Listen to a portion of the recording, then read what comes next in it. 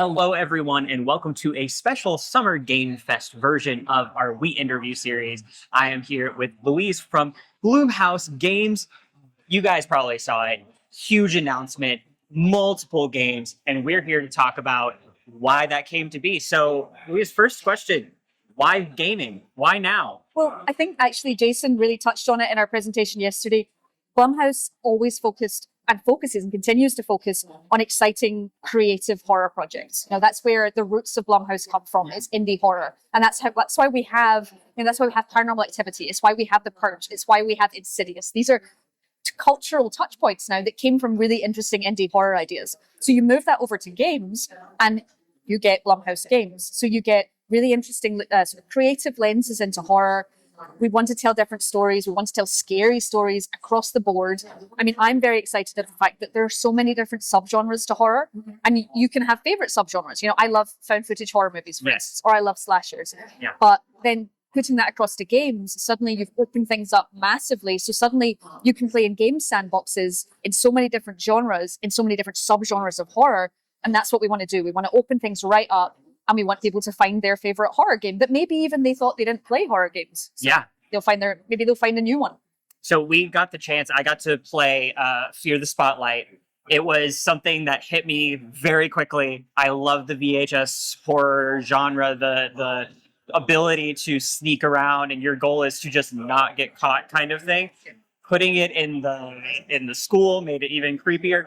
What does Blumhouse Games allow for the indie developers? What are you most excited about letting them kind of do their thing and run with it? Well, I mean, indie development is thriving and wonderful, and there are incredible creative ideas there. And we just want our independent development partners to be able to make the best scary games that they can.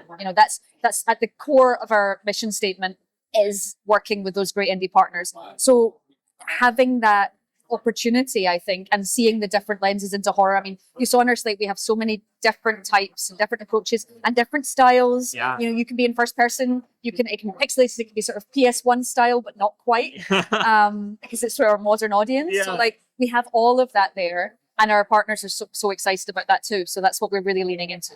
And why Fear the Spotlight? What made it so that was the first title that you guys are going with? It is terrifying.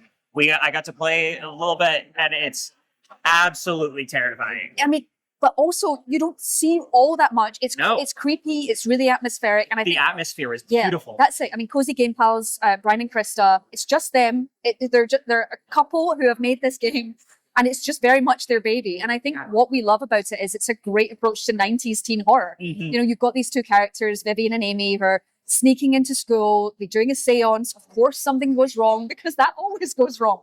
But it's also looking at the sort of classic 90s experiences. But also, what they really wanted to do was think about modern audiences and people who maybe don't play horror games. Mm-hmm. They want to make games for their friends who love horror but don't think they can play a horror game.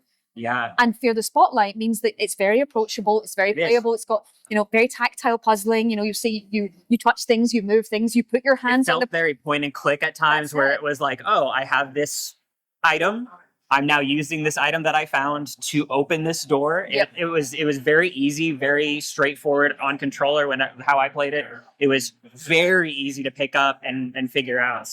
And that doesn't remove from the scariness. No. But having your in-game finger on the planchette doesn't. You're like, what's going to happen? And you find that if you move it around, Amy, I'm scared to move it. I'm always very scared to move it, but it turns out if you do move it, Amy will tell you that you need to stop messing around. You need to hold it still. And it's all those tactile moments. The characters are amazing, and it's just this really compelling narrative. I mean, you probably saw there's a mystery there. There's something.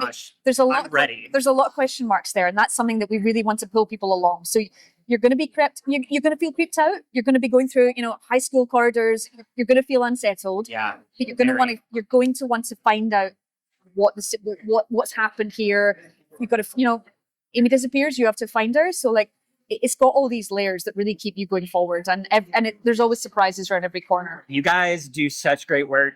I'm very excited about the next chapter and having the game side of things come to fruition, and you guys seem so excited about it. So thank you guys so much for taking the time to tell everybody about what you got going on. You guys will be able to check it out here in the next little bit. But until then, check out the trailer. Make sure that you guys are seeing the entire list of games that are going to be coming up. Thank you so much for taking the time to talk to us. No, thank you. It's great to chat. See you guys next time.